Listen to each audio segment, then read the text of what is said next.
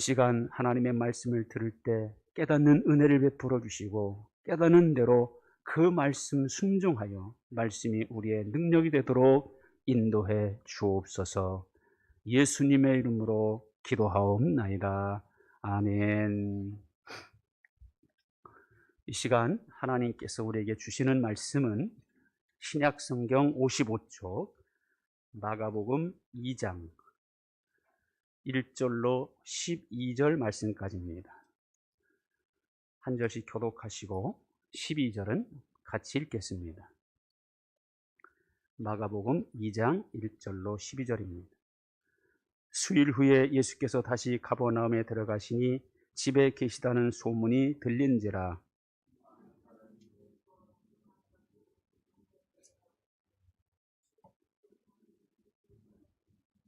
사람들이 한 중풍병자를 4사람에게 메어 가지고 예수께로 올세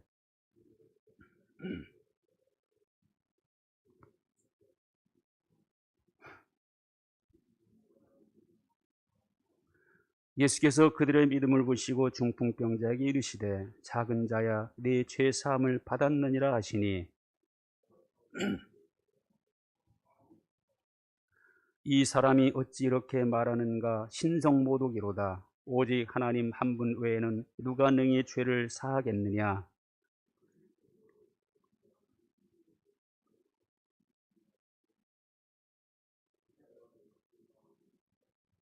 중풍병자에게 내 죄사함을 받았느냐 하는 말과 일어나 네 상을 가지고 걸어가 하는 말 중에서 어느 것이 쉽겠느냐?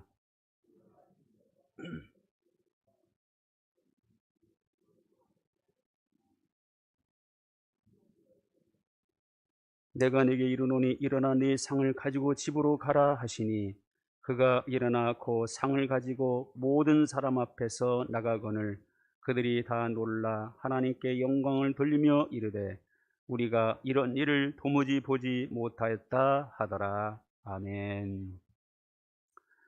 스코틀랜드의 가난한 한 여인이 자신이 다니고 있는 교회 목사님에게 찾아와 자신의 어려움, 자신의 궁핍함을 이렇게 호소합니다. 목사님, 저에게는 사랑스러운 아들이 한 명 있는데 그 아들마저 정부 고위 관리로 지금 인도에 가서 근무하고 있습니다.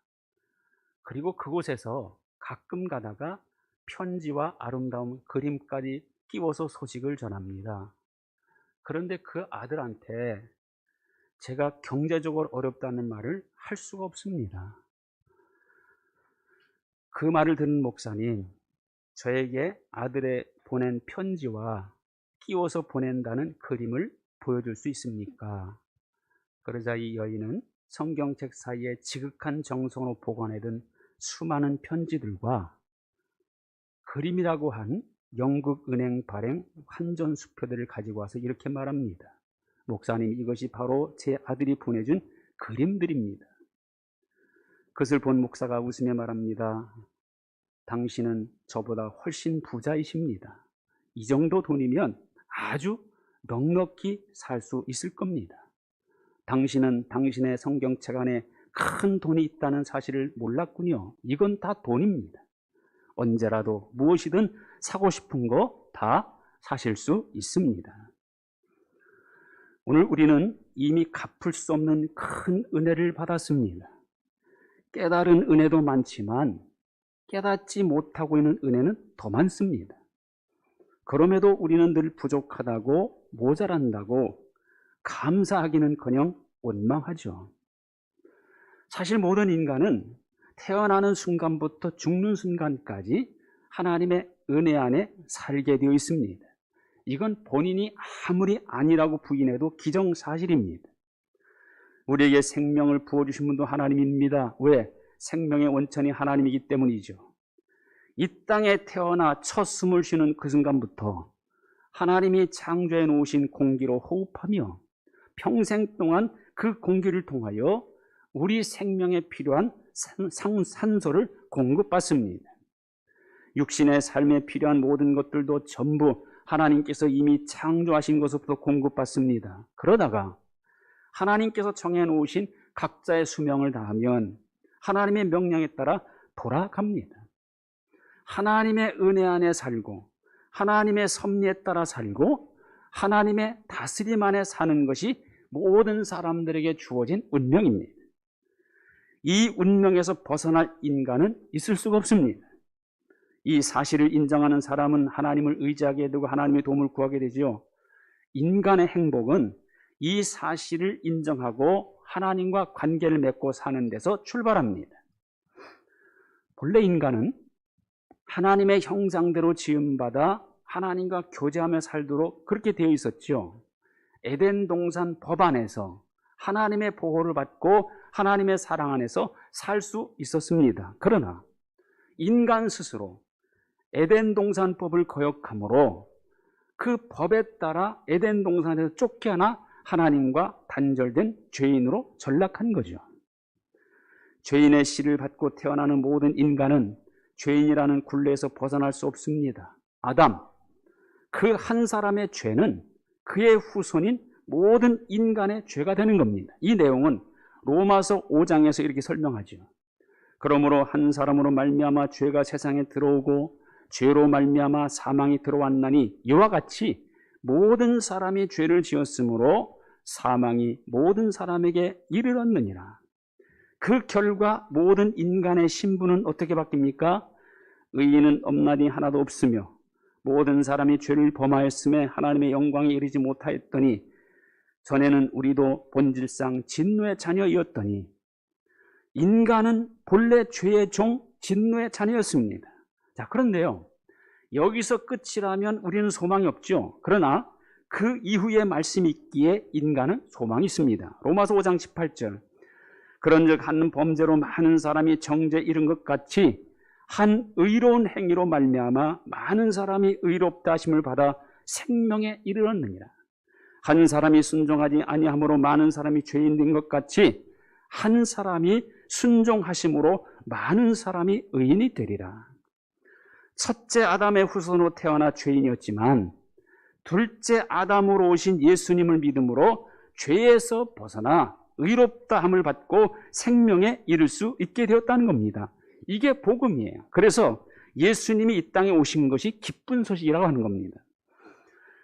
하나님은 모든 죄인들에게 구원의 은혜를 베푸시기 위하여 예수님이 이 땅에 보내셨습니다. 예수님의 오심 그 자체가 구원의 시작이고 죄인들에게 구원의 기회라고 하는 것이 선물로 주어진 겁니다. 하나님은 은혜를 베푸시는 분이고 인간은 언제나 그 하나님의 은혜를 받는 입장이에요. 그러니까 하나님과 인간의 관계는 베푸심과 받음의 관계죠. 하나님은 모든 인간들에게 먼저 보편적인 은혜를 베푸십니다. 이 은혜를 받는 데는 자격이 필요 없습니다. 선인이어도 괜찮고 악인이어도 상관없습니다. 의로운 자도 받지만 불의한 자도 똑같이 받을 수 있습니다. 똑같이 베푸시는 은혜. 그게 무슨 은혜입니까? 예수님께서 마태복음 5장 45절에 말씀하죠.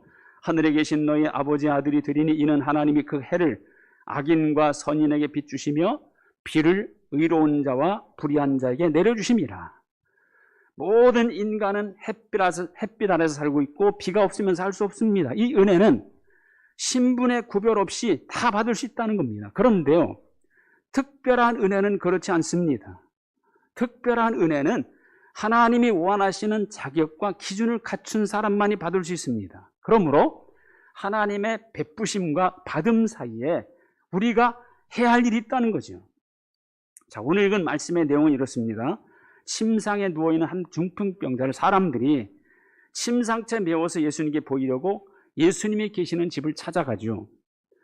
예수님이시라면 이 친구의 중풍병을 고쳐줄 것이라는 믿음과 희망을 가지고 간 겁니다. 그런데 막상 가보니까 많은 사람들이 문 앞에까지 몰려 있어서 도저히 들어갈 자리가 없었어요. 어떻게 할까 고민하다가 그들은 침상을 메고 지붕으로 올라가 지붕을 뜯고 구멍을 내고 그 구멍을 통하여 침상을 예수님께 달아내리죠. 그런 그들의 행동에 대해 예수님 뭐라고 말씀합니까? 오늘 읽은 5절에 보면 예수께서 그들의 믿음을 보시고 중풍병자에 이르시되 작은 자야 네 죄사함을 받았느니라. 내 죄사함을 받았느니라. 그렇습니다. 우리 예수님은 인간의 죄를 사하시는 권세를 가지신 분입니다. 예수님께서 인간의 죄를 사하시기 위해서 자신은 어떤 희생을 치르셨습니까? 인자가 온 것은 자기 목숨을 많은 사람의 대속물로 주려 함이니라. 자기의 목숨을 대속물로 내어주셨습니다. 그러므로 이 예수님만이 인간의 죄를 사하실 수 있는 겁니다. 우리를 대신하여 대속물로 내어주지 않았다면 그가 아무리 도덕적으로 훌륭하고 인격적으로 대단하더라도 우리의 죄를 사할 수는 없는 거예요. 그래서 다른 종교에는 구원이 없다는 겁니다. 하나님은 바로 이 독생자를 주심으로 그를 믿는 자마다 멸망치 않고 영생을 얻게 하신 겁니다. 자, 독생자 예수님은 모든 사람의 죄를 사할 수 있는 구원자입니다. 그러므로 이 독생자 예수의 오심, 예수님의 죽으심은 모든 사람에게 구원의 기회를 열어주신 겁니다. 예수님의 오심과 죽으심, 이것은 모든 인간이 구원받을 수 있는 기회가 열린 것이다. 왜 구원의 기회입니까? 예수님의 오심과 죽으심 그 자체만으로는 구원을 받을 수가 없기 때문이죠. 그것을 인정하고 내가 받아들이는 믿음이 있을 때 그 오심과 죽으심은 곧 나의 구원이 되기 때문입니다. 믿는 것, 그것이 구원의 기회를 확실한 나의 구원으로 만들 수 있는 자격이라는 거죠. 그러니까 구원의 기회는 모두에게 열려있기에 보편적인 은혜지만 그 구원의 기회를 자기의 구원으로 만들려면 믿음이라는 것을 가져야 된다는 거죠. 그러므로 믿는 것은 구원의 특별한 은혜를 받을 수 있는 자격입니다. 이 구원을 베푸심과 구원받음의 그 사이를 채울 수 있는 것이 바로 나의 믿음이라는 거죠. 자, 오늘 말씀 중에도 예수님은 무엇을 보시고 중풍병자가 늘 제사함을 받았느니라 하십니까? 5절, 예수께서 그들의 믿음을 보시고. 여기서 그들은 누굽니까? 중풍병자를 예수님께 보이려고 침상을 메고 온 사람들과 중풍병자 본인을 포함하는 그들이에요. 이런 믿음이 없었다면 그들도 메고 오지 않았을 것이고 병자 본인도 오는 것을 허락하지 않았을 겁니다. 주님은 믿음을 보시고 죄를 사하시고 구원하십니다. 죄 사하시는 은혜, 하나님의 구원의 은혜를 받으려면, 그 은혜를 내 것으로 확실히 받으려면 뭐가 필요합니까? 나의 믿음이 필요하다는 거예요. 내가 믿지 않으면 나는 구원받지 못합니다. 내가 예수님을 나의 주님으로 영접하지 않으면 나는 하나님의 자녀가 될 수 없습니다. 나의 믿음으로 내가 구원받는 것이고 나의 영접으로 내가 하나님의 자녀가 되는 것이죠. 자, 두 번째로 중풍병자 예수님 무슨 말씀을 하십니까? 11절, 내가 내게 이르노니 일어나 내 상을 가지고 집으로 가라. 자, 아직 심상에 누워 있습니다. 꼼짝을 못합니다. 그런 중풍병자에게 이게 하실 말씀입니까? 먼저 중풍병을 고쳐주시고 그로 하여금 힘이 생겨야 일어날 수 있는 것이고 심상을 가지고 갈 수 있는 것 아닙니까? 병은 그대로 두고 먼저 일어나라. 상을 가지고 집으로 가라. 이렇게 말씀하시고 있어요. 자, 이 병자가 언제 일어나서 상을 가지고 집으로 갑니까? 12절, 그가 일어나 그 상을 가지고 모든 사람 앞에 나가거늘 그들이 다 놀라 하나님께 영광을 돌리며 이르되 우리가 이런 일을 도무지 보지 못하였다 하더라. 주님께서 하신 말씀대로 그가 행하자 주님 말씀대로 일어날 수 있었고 올 때는 누워왔던 그 침상을 본인이 들고 가져갈 수 있었던 것이죠. 주님은 치유의 은혜를 베푸신 겁니다. 이 치유의 말씀이 실제로 이 병자를 일어나게 하고 상을 들고 나갈 수 있는 치유의 능력으로 나타난 거죠. 그러기 위해서 이 병자가 한 일이 뭡니까? 주님 말씀에 대한 순종, 행함입니다. 그렇습니다. 치유의 은혜를 베푸심과 그 은혜를 나의 능력으로 받음 사이에는 무엇이 필요합니까? 순종과 행함이라는 거예요. 순종이 말씀의 능력을 내 것으로 만드는 자격입니다. 항상 우리는 하나님이 베푸시는 은혜와 축복 그리고 받음 사이에 놓여 있습니다. 이 사이를 채워야, 그 사이를 나와 연결되는 통로로 만들어야 하나님이 베푸시는 은혜와 축복이 내 것이 되는 거죠. 하나님께서 아브라함에 약속하십니다. 내가 너로 큰 민족을 이루고 내게 복을 주어 내 이름을 창대하리 너는 복이 될지라. 자, 이 축복의 약속이 실제로 아브라함의 것이 되려면 아브라함이 해야 할 일이 뭡니까? 이겁니다. 너는 너의 고향과 친척과 아버지의 집을 떠나 내가 네게 보여줄 땅으로 가라. 축복의 약속과 그 약속을 자기 것으로 실현시키기 위한 사이에 무엇이 있어야 합니까? 아버지 집을 떠나 하나님이 보여줄 땅으로 가는 실천이 있어야 한다는 거죠. 약속은 받았지만 이 사이를 채우지 못하면 약속은 내 것이 되지 못하는 거예요. 아브라함은 그 사이를 어떻게 채웁니까? 이에 아브라함이 여호와의 말씀을 따라 갔고 약속의 말씀을 따라가는 순종으로 채운 겁니다. 하나님께서 여호수아에게 약속하시죠. 여호와께서 여호수아에게 이르시되 보라 내가 여리고와 그 왕과 용사들 네 손에 넘겨주었으니 여리고성 함락을 약속합니다. 그런데 이 약속이 실제로 현실로 나타나기 위해서 여호수아와 이스라엘 민족이 해야 할 일이 있죠. 하나님은 그것을 명령하십니다. 너희 모든 군사는 그 성을 둘러 성 주위를 매일 한 번씩 돌되 엿새 동안을 그리하라. 일곱째 날에는 그 성을 7번 돌며 제사장들은 나팔을 불 것이며 약속과 실현 사이를 채우기에 필요한 것이 6일 동안 한 바퀴씩 7째 날 7바퀴 도합 13바퀴를 돌아야 하는 거죠. 약속과 실현 사이를 채우지 않으면 약속은 실현되지 않습니다. 결국 언제 하나님은 약속하신 여리고 함락을 실현시켜 주십니까?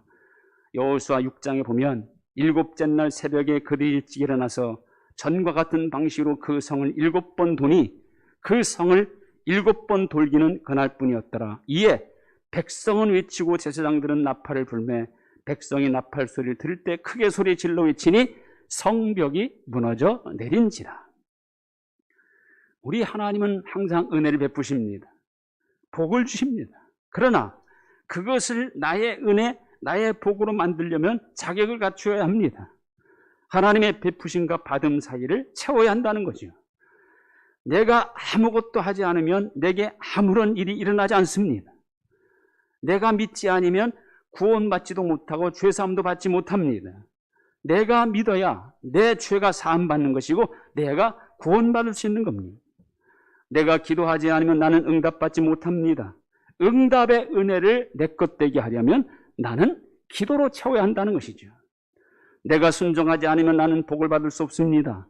하나님의 복을 내 것 되게 하려면 순종으로 채워야 합니다.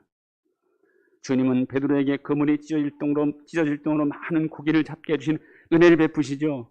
어떤 베드로에게입니까? 깊은 데로 가서 그물을 내려 고기를 잡으라 하신 주님 말씀에 순종하여 그물을 내린 베드로에게 주신 거예요. 하나님은 사르밧 과부의 병에 기름이 없어지지 아니하고 통에 가루가 떨어지지 않은 은혜를 베푸십니다. 어떤 사르밧 과부에게 그렇게 하셨습니까? 엘리야의 말대로 순종한 이 과부에게 그렇게 하셨어요. 내가 하나님의 베푸심과 받음 사이를 믿음으로 채우고 순종으로 채울 때 구원의 은혜, 축복의 은혜, 치유의 은혜가 다 내 것이 되는 겁니다. 날마다 이 사이를 채워서 더 큰 은혜와 복을 받아 누리며 사는 우리 예배가족 되시기를 주님의 이름으로 축원드립니다. 하나님 감사합니다. 믿음 주시니 감사합니다. 하나님의 축복과 받음 사이에 언제나 우리가 믿음으로 채우게 하시고 순종으로 채울 수 있게 하여 주옵소서. 그래서 하나님이 약속하신 그 모든 은혜와 축복을 다 받아 누리며 살아가는 우리 예비교회 모든 성도들 되게 하여 주옵소서. 예수님의 이름으로 기도하옵나이다. 아멘. 우리 찬송 419장 1절 드리겠습니다.